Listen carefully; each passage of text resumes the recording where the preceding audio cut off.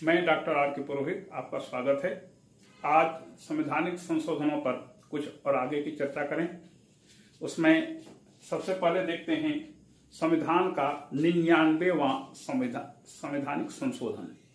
यह 2014 में किया गया था और इसके अंतर्गत एक राष्ट्रीय न्यायाधीश नियुक्ति आयोग का गठन किया गया था।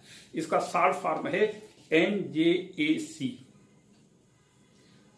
वस्तुतः संविधान में न्यायाधीशों की नियुक्ति की प्रक्रिया का उल्लेख नहीं है।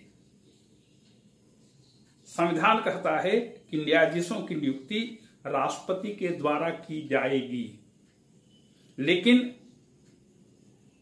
राष्ट्रपति किस प्रकार से काम करेगा, किस प्रकार से न्यायाधीशों को नियुक्त करेगा, इसके बारे में वास्तविक प्रक्रिया का उल्लेख संविधान में नहीं है।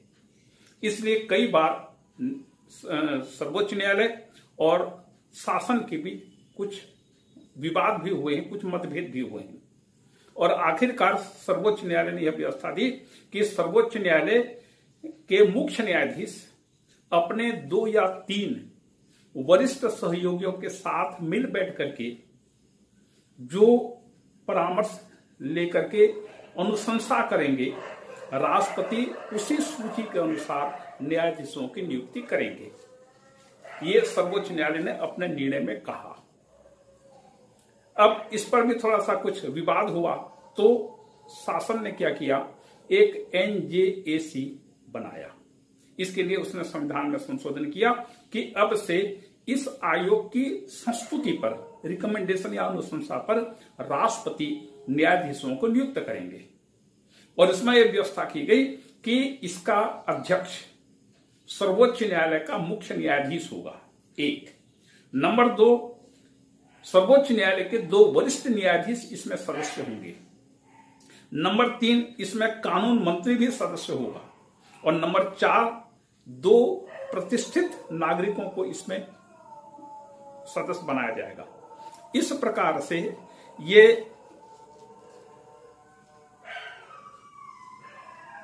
इस प्रकार से 6 सदस्यों वाले एक आयोग की नियुक्ति की बात इस अधिनियम के अंतर्गत की गई। इसे कुछ लोगों ने सर्वोच्च न्यायालय में चैलेंज किया कि यह संविधान के मूल ढांचे के विपरीत है। क्यों विपरीत है? क्योंकि इसमें कार्यपालिका का प्रत्यक्ष नियंत्रण स्थापित हो जाएगा। कार्यपालिका का प्रत्यक्ष नियंत्रण कैसे होगा? क्योंकि इसमें विधि मंत्री को भी, कानून मंत्री को भी सदस्य बनाया गया है, इसलिए यह संविधान के मूल ढांचे के विपरीत है। क्योंकि संविधान का मूल ढांचा यह कहता है कि कार्यपालिका, व्यवस्थापिका और न्यायपालिका में, न्यायपालिका के कार्यों में कम से कम कार्यपालिका या व्यवस्थापिका का हस्तक्षेप नहीं होना चाहिए। यह संविधान का मूल ढांचा है और इस आधार पर सर्वोच्च न्यायालय ने सुनवाई की, उसने इस NJAC को अर्थात 99वां संवैधानिक संशोधन को उसने अवैध घोषित कर दिया और वही पुराना सिस्टम अभी भी चल रहा है, जिसमें सर्वोच्च न्यायालय के मुख्य न्यायाधीश अपने 2 या 3 वरिष्ठ न्यायाधीशों के साथ मिल बैठते हैं और विभिन्न प्रकार से विचार विमर्श करके, सबकी सहमति लेकर के, सबसे वास्तविक परामर्श लेकर के मुख्य न्यायाधीश संस्तुति भेजते हैं, रिकमेंडेशन भेजते हैं। जब राष्ट्रपति के पास यह संस्तुति आती है तो विधि मंत्रालय उन नामों की जांच करता है कि उनके विरुद्ध कोई गतिविधियां, ऐसी गतिविधियां तो नहीं है जो ठीक नहीं है, या अनेक प्रकार से उसकी जांच करके फिर वह शासन को रिपोर्ट करता है और शासन में फिर प्रधानमंत्री, मंत्रिमंडल के सदस्य मिलकर के उस पर अंतिम संस्तुति देकर के फिर राष्ट्रपति के पास भेजते हैं। राष्ट्रपति फिर उसी सूची में से न्यायाधीशों को नियुक्त करते हैं। ये वर्तमान समय में चल रहा है। इसके बाद संविधान का 100वां समझौता, संविधान का 100वां संशोधन विधेयक, यह 2015 में पारित हुआ और इसके अंतर्गत बांग्लादेश के साथ सीमा समझौता हुआ, जिसके अंतर्गत भारत ने अपना कुछ क्षेत्र बांग्लादेश को दिया और इसके बदले में बांग्लादेश ने भी अपना कुछ क्षेत्र भारत को सौंपा। इसके बारे में समझौता हुआ और उस समझौते को लागू करने के लिए फिर संविधान में संशोधन किया गया। इसके बाद 101वां संशोधन विधेयक, यह 2016 में पारित हुआ, राष्ट्रपति की स्वीकृति मिली और इसके साथ ही पूरे देश में जीएसटी लागू हुआ, गुड्स एंड सर्विस टैक्स। 102वां संशोधन के अंतर्गत 2018 में यह पारित हुआ। इसके अंतर्गत राष्ट्रीय पिछड़ा वर्ग आयोग को संवैधानिक दर्जा दिया गया, संविधान में इसे स्थान दिया गया। फिर 103वां संवैधानिक संशोधन विधेयक, यह अनुच्छेद 15 के 4 और 5 में संशोधन किया गया और इसके अंतर्गत आर्थिक दृष्टि से कमजोर वर्ग के लोगों को विभिन्न प्रकार नियुक्तियों आदि में 10% आरक्षण की व्यवस्था की गई। भारत में जो आरक्षण का प्रावधान किया गया है, इसमें अनुसूचित जाति और जनजाति के लोगों को पहले प्रावधान किया गया था, फिर इसे ओबीसी तक बढ़ा दिया गया। लेकिन यह पाया गया कि भारत में ऐसे कई वर्ग के लोग हैं, ऐसे सामान्य वर्ग के भी ऐसे लोग कई हैं, करोड़ों में हैं, जो आर्थिक दृष्टि से बहुत ही कमजोर स्थिति में हैं, शैक्षणिक दृष्टि से भी कमजोर हैं। इसलिए सामान्य वर्ग के लोगों को इस प्रकार की नियुक्तियों में 10% आरक्षण देने की घोषणा हुई और फिर इसको संविधान का अंग बना करके संविधान संशोधन किया गया। इसके बाद 104वां संशोधन विधेयक जो 2020 में संविधान संसद के द्वारा पारित हुआ, इसके अंतर्गत SC/ST के आरक्षण को अगले 10 वर्षों तक के लिए बढ़ा दिया गया। देखिए, ये जो अनुसूचित जाति जनजातियों को आरक्षण देने का प्रावधान है, यह 1950 में पहली बार इसको संविधान में संशोधन करके 10 साल के लिए प्रावधान किया गया। फिर 1960 में 10 साल के फिर बढ़ा दिया गया। इस प्रकार से हर 10 साल के बाद 10 वर्षों के लिए इसको बढ़ा दिया जाता रहा है और अब यह 2030 तक यह आरक्षण का प्रावधान लागू रहेगा। शासन को चाहिए कि यदि वह इस प्रकार के आरक्षण को हमेशा के लिए बनाए रखना चाहती है तो उसे संविधान में इसको सम्मिलित कर देना चाहिए या एक नई अनुसूची बना करके इस प्रकार के आरक्षण के प्रावधान को हमेशा के लिए स्थापित कर देना चाहिए। लेकिन यहां पर शासन भी पसोपेश में है कि इसे कब तक लागू किया जा सकता है और इसीलिए शासन हमेशा इस पर 10-10 साल की इसको बढ़ाती जा रही है और अभी तक लगातार यह आरक्षण का प्रावधान चल ही रहा है, क्योंकि शासन में इतनी हिम्मत नहीं है कि वह इस प्रकार के आरक्षण के प्रावधान को समाप्त कर सके। संसद में इतनी हिम्मत नहीं है कि वह इस आरक्षण के प्रावधान को समाप्त कर सके। आरक्षण का लाभ केवल वही वर्ग ले रहा है जो सक्षम है। जो अक्षम है अभी भी आरक्षण की सुविधा को वह उपभोग में नहीं ला पा रहा है। तो आरक्षण का जो प्रावधान है इस पर विचार किया जाना चाहिए, पूरे राष्ट्रीय स्तर पर व्यापक विचार विमर्श होना चाहिए और उसके बाद फिर इसके बारे में अंतिम निर्णय लिया जाना चाहिए। लेकिन बिल्ली के गले में घंटी कौन बांधेगा? क्योंकि जो भी राजनीतिक दल आरक्षण का विरोध करेगा, इतना मान कर चलिए कि अगले चुनाव में वह पक्का हारेगा, क्योंकि आरक्षण का झुंझुना हमारे देश के SC/ST लोगों को इतना डुबा रहा है कि वे इसे छोड़ेंगे नहीं। और देश में यह प्रवृत्ति है कि एक बार यदि कोई चीज दे दिया गया और उसे शासन फिर दोबारा वापस नहीं ले सकते। इसके बाद 105वां संवैधानिक संशोधन यह 2021 में पारित किया गया। इसके अंतर्गत OBC अन्य पिछड़ा वर्ग की पहचान करने का अधिकार राज्य सरकारों को दिया गया। पहले भी राज्य सरकार को दिया गया था, लेकिन सर्वोच्च न्यायालय ने अपने निर्णय में राज्य सरकारों को दिए जाने का ये जो प्रावधान था उसे अवैध घोषित कर दिया। परिणाम स्वरूप शासन ने संविधान में संशोधन करके यह शक्ति वापस राज्य सरकारों को प्रदान कर दिया। इस प्रकार से 1950 से लेकर के आज 2023 तक संविधान में कुल 105 संवैधानिक संशोधन हो चुके हैं। इन संशोधनों की यदि हम समीक्षा करें तो कुछ बातें स्पष्ट होती हैं कि संवैधानिक संशोधन को शासन ने आर्थिक सामाजिक सुधार का एक बहुत बड़ा माध्यम बनाया है। 1950 में जो हमारे देश की आर्थिक सामाजिक स्थिति थी उसमें निरंतर परिवर्तन होते रहे। शासन ने अनेक प्रकार की कल्याणकारी योजनाएं बनाई, अनेक प्रकार की आर्थिक योजना उसने लागू किया, शैक्षणिक योजनाएं लागू किया, अनेक प्रकार की सामाजिक योजनाओं को उसने लागू करने का प्रयास किया और इसके लिए संविधान में समयानुकूल परिवर्तन होते गए, संशोधन होते गए। संविधान कभी भी यदि इस मार्ग में कोई स्पष्ट निर्देश नहीं देता था तो इसका प्रावधान संवैधानिक संशोधन के माध्यम से किया गया। पूरे देश के इस संविधान को कभी भी बदलने की आवश्यकता आज तक किसी सरकार ने महसूस नहीं की। न तो संसद में और न ही कार्यपालिका में यह कभी नहीं कहा गया कि देश के संविधान में आमूलचूल परिवर्तन कर दिया जाए।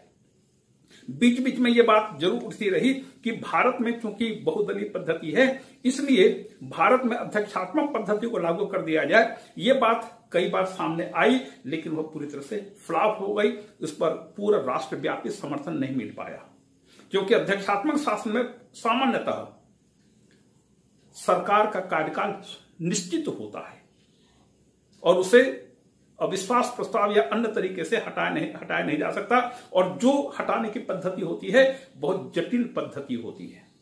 अमेरिका में देखिए, जब से वहां पर संविधान लागू हुआ तब से आज तक कभी भी राष्ट्रपति का चुनाव में बाधा नहीं आई है। हर 4 साल के बाद वहां पर चुनाव होता है और नया राष्ट्रपति एक निश्चित तिथि को शपथ लेता है। बीच में आप केवल महाभियोग के द्वारा उस पद से हटा सकते हैं, अन्य कोई मार्ग राष्ट्रपति को हटाने का नहीं है। इसी प्रकार से फ्रांस में भी जब सरकारें निरंतर बदलने लगी, किसी भी सरकार का कार्यकाल 6 महीने से ज्यादा नहीं हो पाया, यह बहुदलीय पद्धति होने के कारण, तब फ्रांस के लोगों ने संसदीय शासन के स्थान पर अध्यक्षात्मक पद्धति को स्वीकार किया और जब से अध्यक्षात्मक पद्धति फ्रांस में लागू हुई है तब से वहां पर राष्ट्रपति एक 7 वर्षों के लिए 7 ईयर्स के लिए चुने जाते हैं और पूरे 7 वर्षों तक वह अपना कार्यकाल पूरा करते हैं। लेकिन भारत में देख लीजिए, जब कांग्रेस का एक छत्र शासन था तब की बात दूसरी थी और 2014 के बाद अभी 2 कार्यकालों तक देख रहे हैं कि एक दल की सरकार बनी और उसने स्थिरतापूर्वक अपना कार्यकाल पूरा किया। बीच में 1984 से 89 तक राजीव गांधी ने भी सफलतापूर्वक काम किया। इसके अलावा किसी भी सरकार ने निश्चिंत होकर के 5 साल का कार्यकाल पूरा नहीं किया, निश्चिंत होकर के, क्योंकि जो मिलीजुली सरकारें बनी हमेशा उनकी स्थिति डामाडोल रही कि कब हमारा बहुमत खत्म हो जाएगा और कब हमारी सरकार गिर जाएगी, कोई भरोसा नहीं। क्योंकि भारत में बहुदलीय पद्धति है और बहुदलीय पद्धति होने के कारण संसदीय सरकारें सफलतापूर्वक काम नहीं कर पाती क्योंकि किसी एक दल को स्पष्ट बहुमत मिलने की संभावना कम हो जाती है। लेकिन 2014 से लेकर के 2014 से 19 और अभी 19 से 24 तक समझ लीजिए, चूंकि एक ही दल को स्पष्ट बहुमत मिल रहा है लोकसभा में, इसलिए और बाकी जितने भी दल हैं वो सब की स्थिति लगातार कम होती जा रही है, उनकी स्थिति कमजोर होती जा रही है। इस प्रकार से हम देखते हैं कि भारत में बहुदलीय पद्धति होने के कारण संसदीय पद्धति उतनी अच्छी तरह से काम नहीं कर पा रही है। जबकि संसदीय शासन में एक ही खतरा होता है, सरकार के पास से बहुमत खत्म हुआ, सरकार कब गिर जाएगी कोई भरोसा नहीं होता। तो हमेशा हमारे देश में या किसी भी संसदीय देश में जो सरकारें होती हैं, जो मंत्रिमंडल के सदस्य होते हैं, हमेशा इसी उधेड़-बुन में रहते हैं कि हम कल जब हमारी नींद खुलेगी, सोने के बाद जब जगेंगे तो सरकार बनी रहेगी या नहीं रहेगी कोई भरोसा नहीं होता। जबकि अध्यक्षात्मक शासन में एक बार यदि राष्ट्रपति ने शपथ ले लिया, पद ग्रहण कर लिया, तो उसे उसके पूरे कार्यकाल तक कोई हटा नहीं सकता। महाभियोग से हटाया जा सकता है लेकिन महाभियोग बहुत जटिल प्रक्रिया होती है और सामान्य रूप में किसी भी राष्ट्रपति के विरुद्ध महाभियोग पारित नहीं किया जाता, या आज तक महाभियोग प्रस्ताव न तो अमेरिका में पारित हुआ है, भले ही कई बार महाभियोग प्रस्ताव पेश किए गए हैं। अब इस प्रकार से देखते हैं कि भारत में संवैधानिक संशोधनों के माध्यम से आर्थिक सामाजिक सुधार को गतिशीलता दी गई है और लगातार हम प्रगति की ओर आगे बढ़ते जा रहे हैं। जो संविधान में संशोधन की पद्धति है, इसमें नमनीयता भी है, कठोरता भी है। नमनीयता इस माने में क्योंकि संसद के दोनों सदनों के 2/3 बहुमत से संविधान के अधिकांश प्रावधानों को संशोधित किया जा सकता है और किया गया है।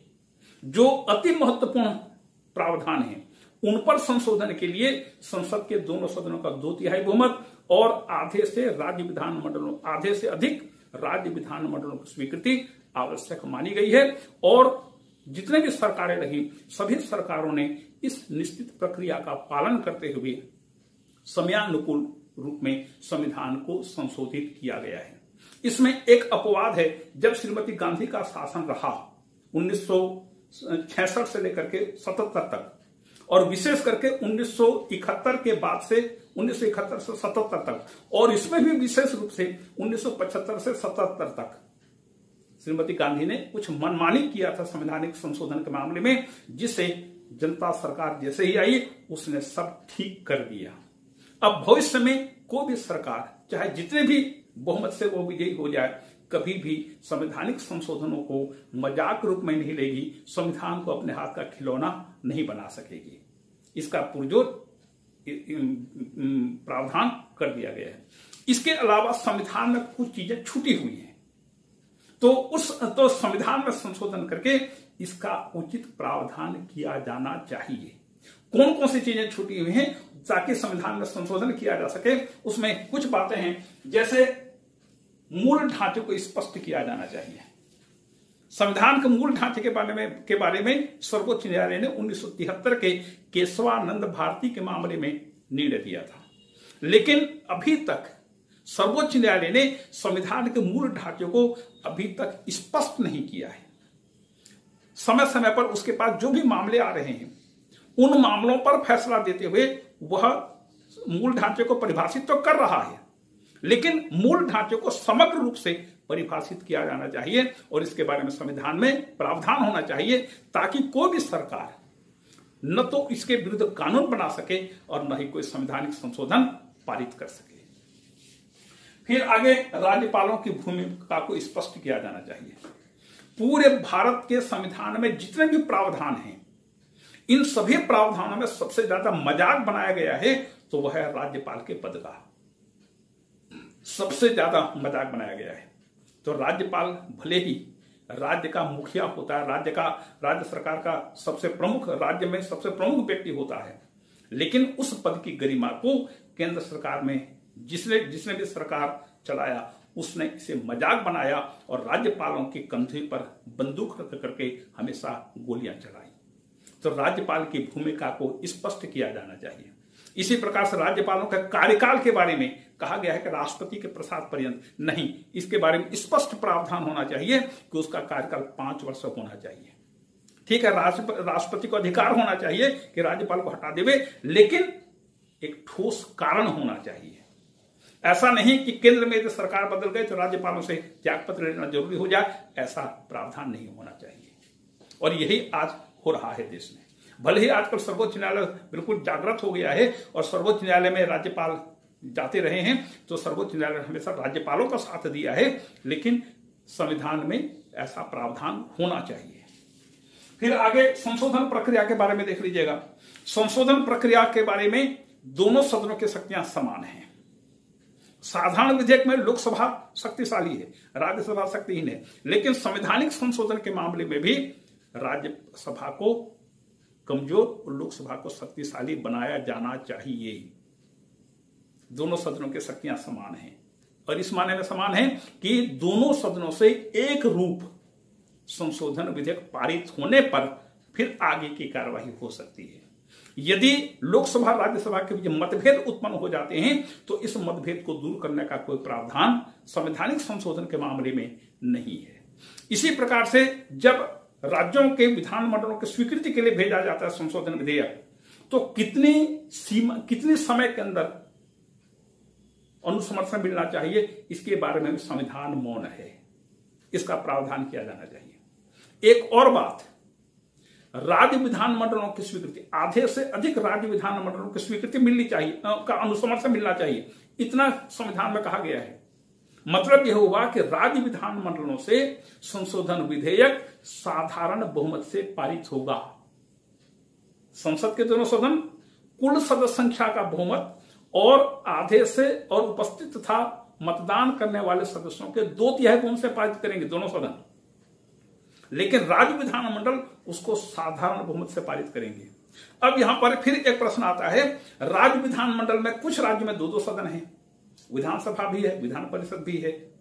तो यदि मान लीजिए विधानसभा किसी संशोधन विधेयक को पास कर देती है, लेकिन विधान परिषद यदि पारित नहीं करती, तो इसके बारे में संविधान मौन है। क्या होगा, इसको स्पष्ट किया जाना चाहिए। यदि विधानसभा ने संशोधन विधेयक पास कर दिया, विधान परिषद ने पास नहीं किया, तो इसका कोई समाधान का उपाय, समाधान का प्रावधान संविधान में नहीं है। इसको स्पष्ट किया जाना चाहिए। और फिर है प्रधानमंत्री और मंत्रिमंडल। प्रधानमंत्री के बारे में जरूर एक संशोधन होना चाहिए। पूरे संविधान में सबसे कम यदि किसी पदाधिकारी के बारे में कहा गया है तो वह प्रधानमंत्री और मंत्रिमंडल है। प्रधानमंत्री की सदस्यता के बारे में संविधान में एक शब्द भी नहीं है, उसे मंत्री समझ करके पूरा प्रावधान किया गया है। तो प्रधानमंत्री को लोकसभा का सदस्य होना चाहिए, ये प्रावधान जरूर किया जाना चाहिए। नहीं तो राबड़ी देवी जैसे लोग जिन्हें के राजनीति की ABCD नहीं मालूम, किसी राज्य के मुख्यमंत्री बन रहे हैं। और राज्य विधान परिषद क्या होता है, बैकडोर एंट्री जो होती है, वह राज्य विधान परिषद इसकी भूमिका बखूबी निभा रही है। तो ये प्रावधान बदला जाना चाहिए। जिस प्रकार से केंद्र में प्रधानमंत्री को प्रथम सदन का सदस्य होना चाहिए, ठीक इसी प्रकार से राज्यों में विधानसभा का ही सदस्य, कोई सदस्य मुख्यमंत्री बने, इसका भी प्रावधान होना चाहिए। मंत्रिमंडल के बारे में भी और भी स्थिति स्पष्ट की जानी चाहिए। तो ये है संवैधानिक संशोधन की समीक्षा। निष्कर्ष के रूप में यह कहा जा सकता है कि संविधान ने भारत की प्रगति के मार्ग में कभी भी बाधा के रूप में सामने नहीं आया। संविधान ने शासन की समस्त नीतियों का समर्थन किया, या सरकार ने जो भी काम किए संवैधानिक दायरे में रहते हुए काम किए। और यही कारण है कि आज देश का प्रत्येक व्यक्ति, देश का प्रत्येक नागरिक, संसद के दोनों सदनों के सदस्य, विधानसभा विधान परिषद के सदस्य, सब के सब संविधान की शपथ लेते हैं, संविधान के प्रति अपनी पूर्ण आस्था व्यक्त करते हैं। और संविधान के प्रति पूर्ण आस्था व्यक्त करने का तात्पर्य यह है कि संविधान हमारे दिल की उपज है, हम पर थोपा नहीं गया है, इसके अनुरूप हमने अपने जीवन को ढाल लिया है। यह हमारी प्रवृत्ति का प्रतीक है। इसलिए संविधान स्थायी रहेगा, स्थायी है, और आगे भी जो भी सरकारें आएंगी संविधान को पूरा सम्मान देंगी, तब जाकर के कोई सरकार अच्छी तरह से काम कर सकेगी। और यह संविधान हमेशा हमेशा के लिए, लंबे समय के लिए यथावत बना रहेगा। आपको धन्यवाद। इसी के साथ संवैधानिक संशोधन की प्रक्रिया और जो संशोधन आदि हैं, इसके बारे में हमारी चर्चा समाप्त हुई। अगले चर्चा में हम फिर किसी एक दूसरे नए विषय पर विचार करेंगे। आपको धन्यवाद।